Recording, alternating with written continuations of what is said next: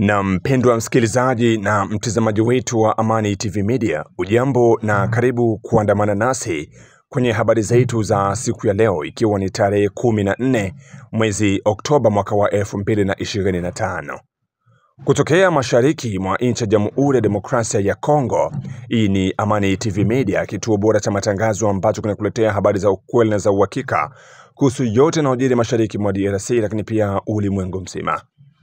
Waligani mpendwa msikilizaji na mtazamaji wetu popote uliko, matumaini yangu makubwa ni kwamba utakuwa salama usalimini.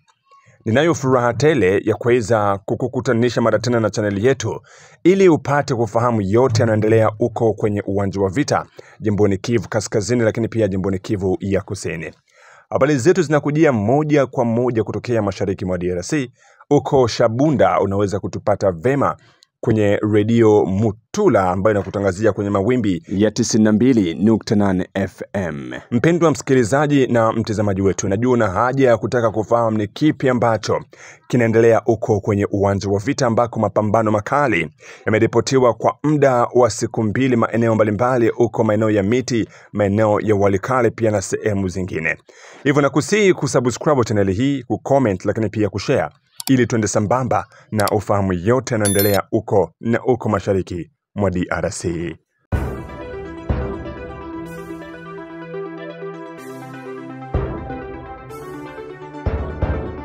Mpendwa msikilizaji, bila shaka katika habari hizi utasikia kuhusiana na mashambulio mapya yaliyotekelezwa na waasi wa ADF yamesababisha raia 19 kufariki dunia.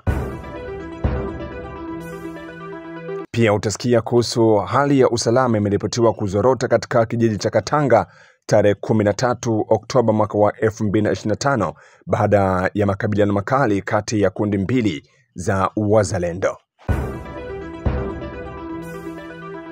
Tutajelekeza pia kwa kabari ili tupate kukujuza hali halisi ambayo ipo kwa sasa maeneo ya Kabare.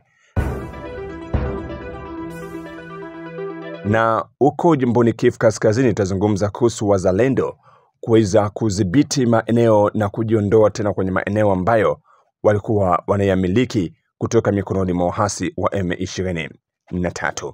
Moja kwa moja tufungue kurasa wetu wa habari na habari kutoka huko Fizi, ikiwa ni jimboni Kivu Kusini mashariki mwa nchi ya Jamhuri ya Demokrasia ya Kongo, ambako hali ya usalama imeripotiwa kuzorota kijijini Katanga Jumatatu tarehe 13 Oktoba mwaka wa 2025 ndani ya sekta ya Mtambala tarafani Fizi jimboni Kivu ya Kusini, kutokana na makabiliano makali kati ya kundi mbili za wazalendo kutoka maeneo hayo. Hali hii ya wazalendo kupigana wenyewe kwa wenyewe imepokelewa na huzuni sana na viongozi wa mashirika za kiraia tarafani Fizi na kuomba wakuu viongozi wa wazalendo kuwa na umoja.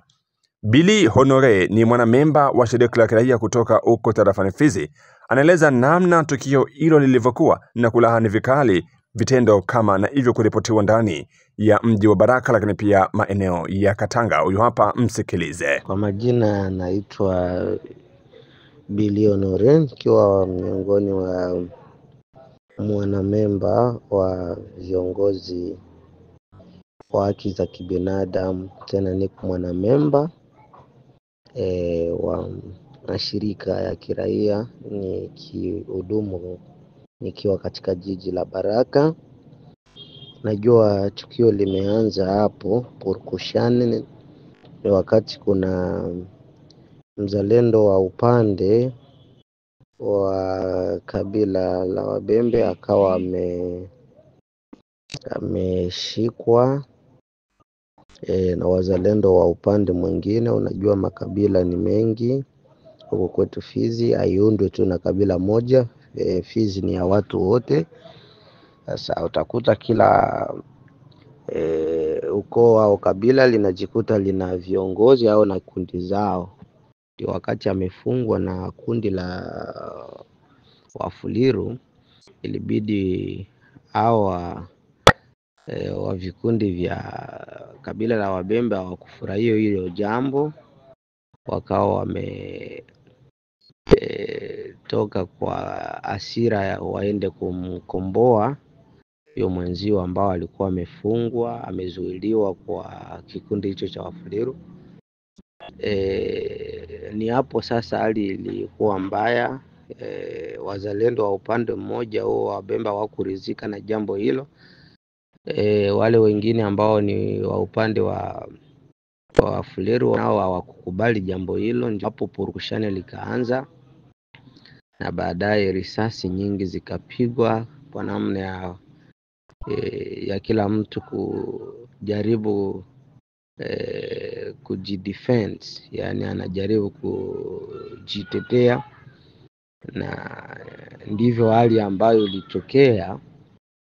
Sasa sisi tunajua ya kwamba mtu anapokuwa katika jeshi yeye si tena wa kabila fulani, au katika wazalendo, yani vikundi ambavyo vimejitolea kuunga serikali mkono ili kupambana na adui. Ndio maana ya mzalendo ni mtu ambaye amejitoa bila kutaka kulipwa chochote, lakini tetea eneo au nchi, au anatetea kile ambacho kinasumbua raia.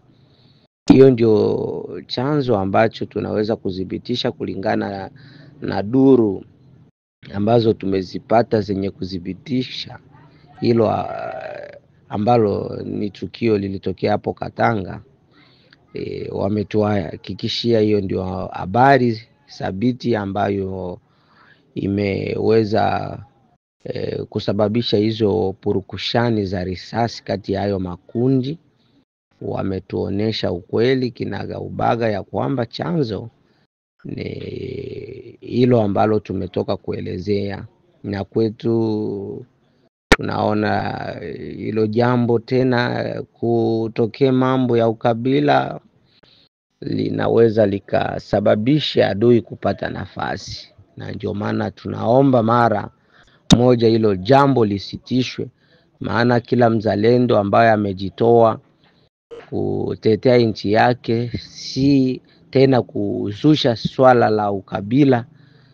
Yani hilo ndio linatukera sana, na kulingana na makundi yalivyo, tungeomba hata katika kila vikundi kuwe kila kabila, kusikue kikundi kimoja hichi ndio kikundi cha Wabembe, Wafuliru, Wangindu, Washi, Wabwari, sijui Wazoba. Hilo litaleta shida. Yabidi tu kundi liwe kundi na makabila yote yao yamechangwa humo ili waweze kutumika, kwa sababu wana malengo moja, ni kutetea nchi, ardhi ya mababu ambayo inataka kunyang'anywa na adui. Lakini hapo Katanga hakuna vita, hakuna adui, na sehemu nyingine ambazo tunasikia watoto wetu, ndugu zetu wazalendo ambao wamejitoa kupigana kwa ajili ya nchi, mara hakuna adui. Sasa hiyo kuharibisha hizo risasi na kupoteza mali za watu na kuwaua watu, kwetu inatukera. Tunaomba jambo hilo la bidi lisitishwe, kuwe na mkutano mkuu wa dharura kati ya viongozi wenye kuhusika na usalama serikalini na wazalendo, ili jambo hilo litokomezwe mara moja. Asante sana. Kabare. Shughuli za kila siku zimezofika tangu Jumapili tarehe 12 Oktoba katika barabara ya Miti Kafurumae Chivanga iliyoko katika eneo la Kabare mkoani Kivu Kusini, kufuatia mapigano makali kati ya waasi wa AFC M23 na wapiganaji wa Wazalendo kutoka kundi mbalimbali. Hali imeripotiwa kuwa ya sitomfahamu katika eneo la Chivanga. Kwa mujibu wa vyanzo vya ndani, hakuna taarifa sahihi kuhusu wanani wanadhibiti eneo hilo kwa sasa. Mwishoni mwa wiki tumekuwa katikati ya mapigano. Hivi sasa hatujui ni nani anashikilia Chivanga kwa sababu usafiri umesimama kabisa. Hakuna pikipiki wala magari yanayopita kwenye barabara ya Miti kuelekea Bunyakiri, amesema mmoja wa wakahaji wa eneo hilo. Wengine wanaripoti kuwa wameona makundi ya wapiganaji wa M23 katika kijiji cha Kombo na maeneo jirani. Hata hivyo, mchana wa tarehe 13 Oktoba mwaka wa 2025 kumetokea hali ya utulivu na tahadhari katika baadhi ya maeneo, ingawa wasiwasi bado inatanda maeneo hayo. Chivanga ni makao makuu ya hifadhi ya taifa ya Kahuzi-Biega, urithi wa dunia unaotambuliwa na UNESCO na ni baadhi ya asili ya sokwe wakubwa wa aina ya gorilla ya Guinea. Mpaka sasa hali bado ni tete maeneo hayo, huku bado tukiwa na ugumu wa kutambua kiundani zaidi ni wanani ndio wanadhibiti maeneo ya Chivanga mpaka sasa tarehe 14 Oktoba mwaka wa 2025. Lakini tunaendelea kufuatilia taarifa hizi kwa kina ili tupate kukuletea uthibitisho rasmi kuhusu ni wanani ndio wanaodhibiti mji wa Chivanga, Kafurumae, lakini pia maeneo ya Miti kwa sasa tarehe 14. Walikale. Baada ya siku 3 ya vikundi vya wazalendo kushika ngome 4 za waasi wa AFC M23, wapiganaji hao wa wazalendo wamejiondoa katika eneo la Kibati lililoko katika kijiji cha Lubarike tarafani Walikale mkoani Kivu Kaskazini. Kwa mujibu wa vyanzo vya jadi na vya usalama katika eneo hilo, sababu ya kujiondoa kwao bado haijajulikana. Vyanzo hivyo vinasema kuwa wapiganaji hao wa wazalendo wameelekea maeneo ya Miba upande wa magharibi kidogo mwa Kibati. Kujiondoa kwa wazalendo kutoka kwenye ngome hizo 4 ambazo walikuwa wameshazidhibiti kutoka mikononi mwa waasi wa M23 kumeipa nafasi tena waasi wa AFC M23 kurejea na kuchukua upya ngome zao zote zilizoko Kibati. Kwa sasa eneo la Kibati lipo tena mikononi mwa waasi wa M23. Kujiondoa kwa wazalendo maeneo ambao nashikilia kuendelea kuwapatia wasiwasi mkubwa raia, huku wakisemea kwamba kwa nini wanakuwa wakidhibiti maeneo kisha mwishoni wanakuja kuyaacha tena waasi wanaingia. Raia wanasemea kwamba si bora wazalendo kufanya matukio kama hayo, kwa sababu pale ambako wanaingia kwenye eneo moja na kujiondoa, basi raia maeneo hayo wanakuja kupata utata kipindi ambacho waasi wanakuja mara tena na kuanza kuwashakia kila yeyote kwamba ana ushirikiano na wazalendo.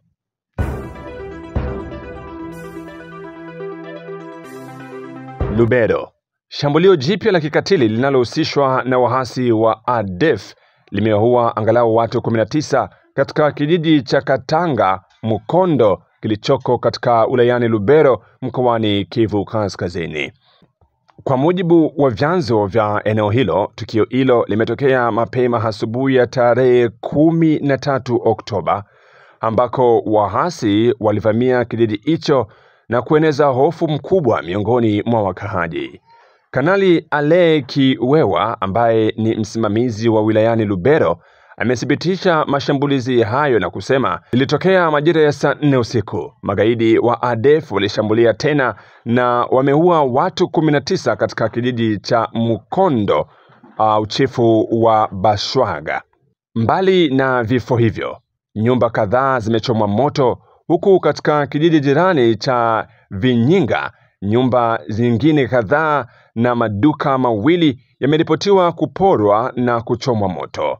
Mashambulizi hayo yamesababisha wakaaji wengi kuyakimbia makazi yao wakitafuta hifadhi katika maeneo yanayochukuliwa kuwa salama zaidi.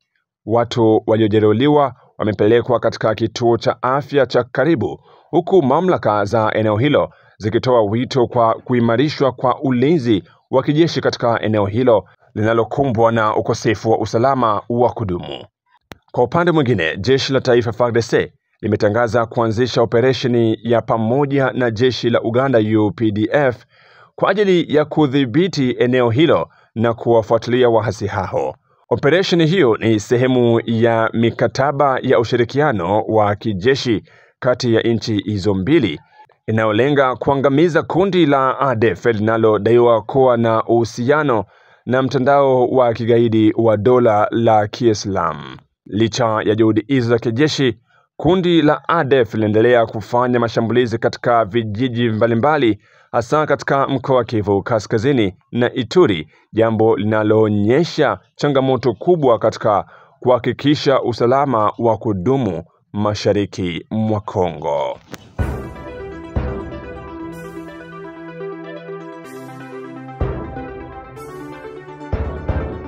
Mpendwa msikilizaji na mtazamaji wetu, hii ni Amani TV Media. Tunakutangazia kutokea mashariki mwa nchi ya Jamhuri ya Demokrasia ya Kongo. Ukiwa unatufuata vema uko Shabunda, unaweza kutusikiliza vema kupitia Radio Mutula ambayo inakupeperushia matangazo yake kwenye mita bendi ya 92.8 FM.